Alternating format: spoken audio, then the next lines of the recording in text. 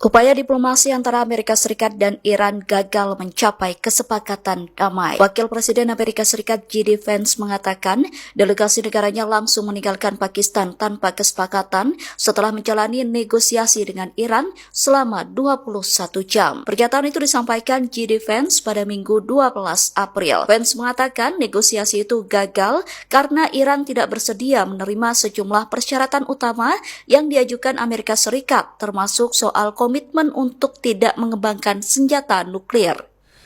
Well, good morning, everybody. And let me say a couple of notes of appreciation. First of all, to the Prime Minister of Pakistan and to Field Marshal Munir, who were both incredible hosts.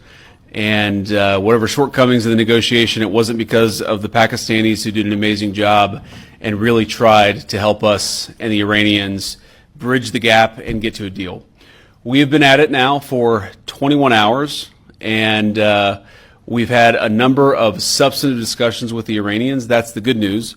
The bad news is that we have not reached an agreement, and I think that's bad news for Iran much more than it's bad news for the United States of America. So we go back to the United States having not come to an agreement. We've made very clear what our red lines are, what things we're willing to accommodate them on, and what things we're not willing to accommodate them on. And we've made that as clear as we possibly could, and they have chosen not to accept our terms. Questions? Sir, Nick Robertson from CNN. Precisely what have they rejected here? Can you help us understand it a little bit? Well, I won't go into all the details because I don't want to negotiate in public after we've negotiated for 21 hours in private. But the simple fact is that we need to see an affirmative commitment that they will not seek a nuclear weapon, and they will not seek the tools that would enable them to quickly achieve a nuclear weapon. That is the core goal of the President of the United States, and that's what we've tried to achieve through these negotiations. Again, their nuclear program, such as it is, the enrichment facilities that they had before, they've been destroyed.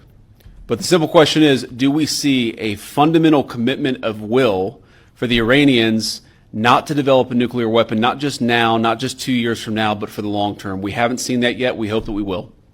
Jen? Was there a framework on anything? And also, did the Iranian frozen assets come up? And did you reach any conclusions on those frozen assets? We talked about all those issues, Jen, and we talked about a number of issues beyond that. And so certainly those things came up. But again, we just could not get to a situation where the Iranians were willing to accept our terms. I think that we were quite flexible. We were quite accommodating. The president told us, you need to come here in good faith and make your best effort to get a deal. We did that. And unfortunately, we weren't able to make any headway. Preston.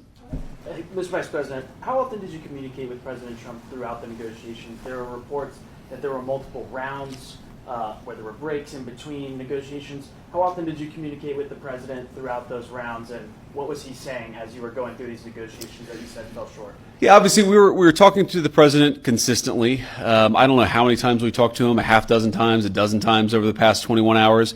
We obviously also talked to Admiral Cooper, to Pete, to Marco, to the entire national security team. We talked to Scott Bessent a number of times. So look, we were constantly in communication with the team because we were negotiating in good faith.